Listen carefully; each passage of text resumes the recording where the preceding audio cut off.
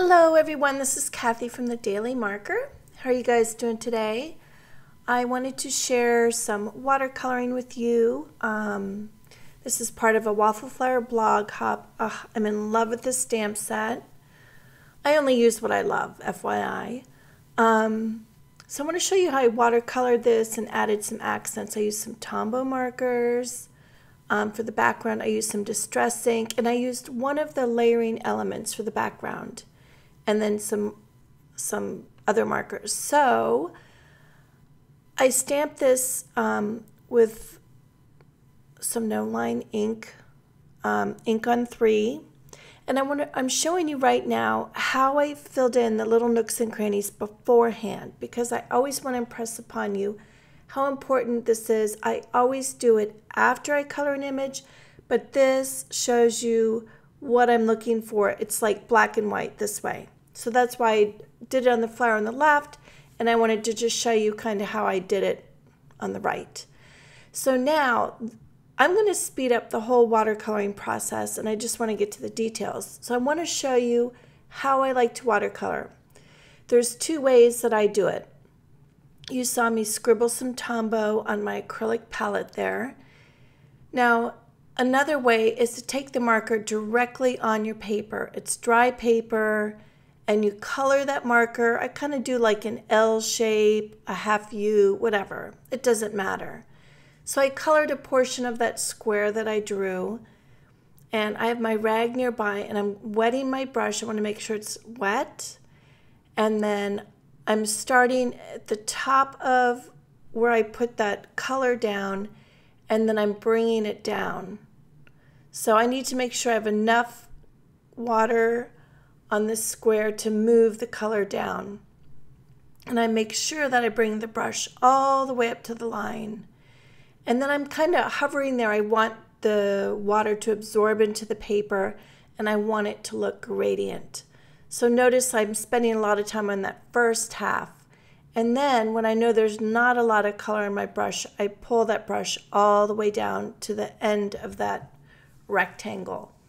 So you see on the left of that square, it's a little bit stronger. Now the second time, I'm just picking up with my wet brush on the dry paper. I'm picking up my color from the palette only. I'm not putting the marker on the paper.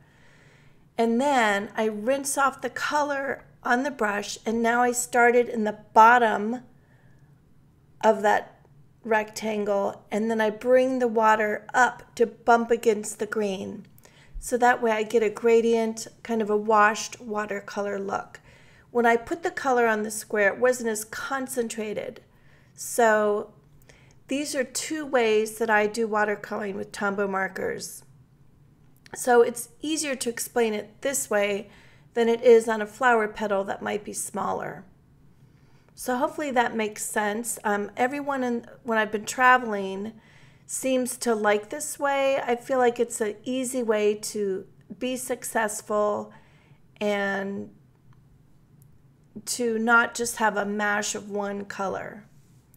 So I drew like a little rectangular box, so I'm just finishing it. And I'm just doing the top and the sides of the box the same way I did the center or the front of the box. If you feel like your paper's really wet, heat set it or let it dry and come back to it, which I do a lot on flowers, or I'll skip around the petals and then give it a little bit of dry time before I come back to it. Now on these sides, I'm just picking up the color from my palette and then bringing water up to meet it. And this is honestly what I do all the time. So in a minute, we're going to move on to that stamped image where I colored in the nooks and crannies first as just a way to illustrate that this is how I like to finish an image, but it's just clear and black and white. Now, if you get a little bit outside of the edges, you can water it down and kind of like erase it if it's not a really strong color. So I'm just doing that now, just kind of playing around. I want to show you that. And by no means am I an expert, but I love to color in watercolors, you guys know. So thank you for watching.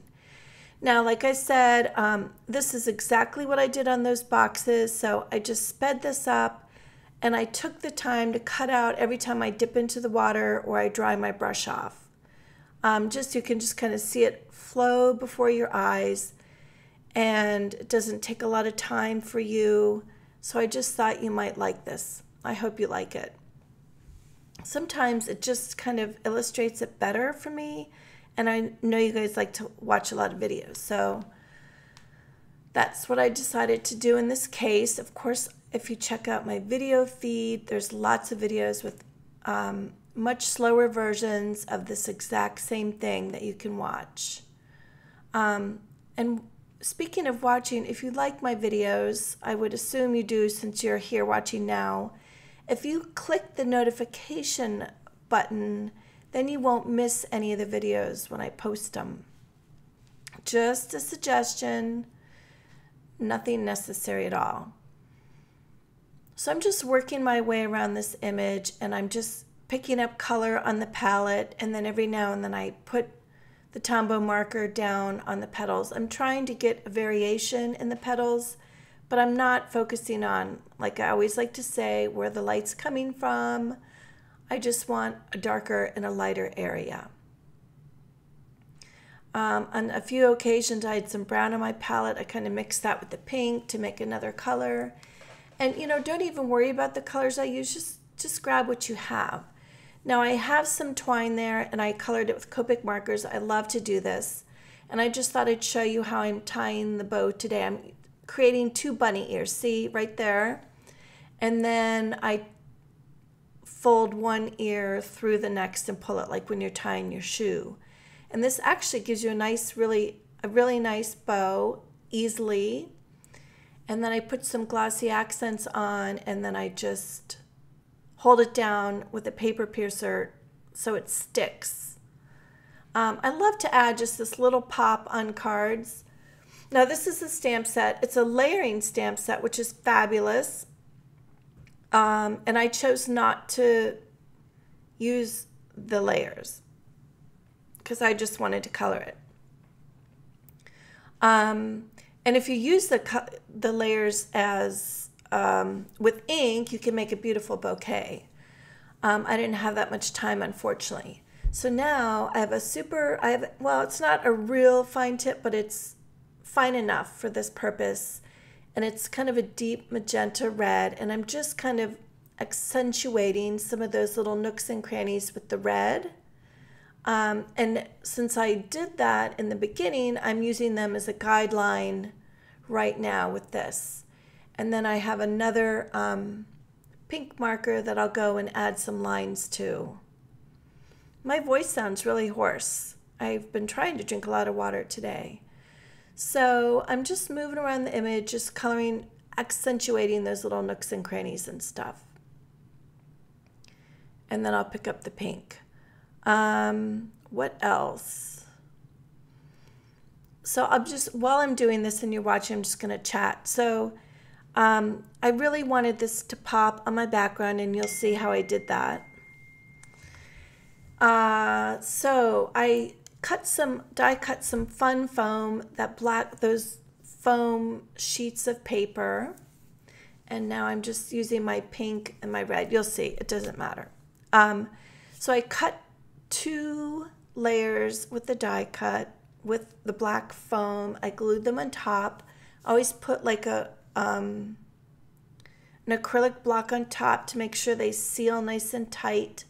And then I'm going to pop this flower on top of that so it really stands out against the background.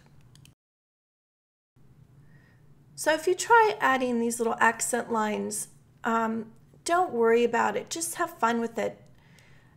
It always comes together in the end. Don't be afraid to try these things. So just keep that in mind. I'm just throwing some lines down. I'm not thinking about it. So I attached my bow there, and I thought I just wanted a little bit more depth, so I picked up a colored pencils. I just got these colored pencils. So I'm not even, so far I think I really like them. What are they called? polychromes. That's it. So, but I always say a sharp pencil is your favorite pencil. So I've sharpened the tip on this. I'm just adding a little bit of color variation on this. I believe it's a carnation, and just adding some color variation. I love doing this, and the texture in the paper comes through the colored pencil, and it adds a lot to the card. So don't be afraid of those little textured lines when you're adding colored pencil. Now I'm going to just add a little bit more bright green, and I'm just doing it with strokes, small light strokes, and just putting another layer of color on there. Super simple. And don't think too much about what green. Just do a little bit and you'll see, and then you can always go over it with another color. I love doing this though. It's fun, it's relaxing, and it looks better. Now, moving on, I grabbed an orange, and I just love to add orange highlights to pink, red flowers. So I'm really not focusing on any place. In some areas I'm pressing harder, some areas I'm pressing lighter. I just want a little bit of a color variation. So I'm going to go ahead and speed that up. So coming up, when I finish this, I'm going to stamp the background, and I'm going to use, I think, mustard seed. I'm going to ink up one of the layering stamps. I'm inking it up, and then I just did a little green on the edge. I love how this kind of looks like a geometric map or something graphic. So I'm just doing this on the background. I just wanted something interesting, something a little different. I do this often. I've seen Jennifer McGuire do it recently. I'm not copying her. I did this years and years ago. And I just love how this turned out. It's super simple. So here's the two fun foams that I cut. I stacked and glued them, and then I glued the die on. Now this, I hope I finish this before tomorrow, but I'll be finishing this, and I did video part of the process. And this is my finished card here. I hope you like it, and I'm so grateful that you take the time to watch my videos. And then these are all the supplies. So the 30-day coloring challenge is starting June 1st. I'm so excited. It's my 10th. There's going to be so many giveaways. Last time I didn't do a lot, so I'm excited. Have a great day. Bye.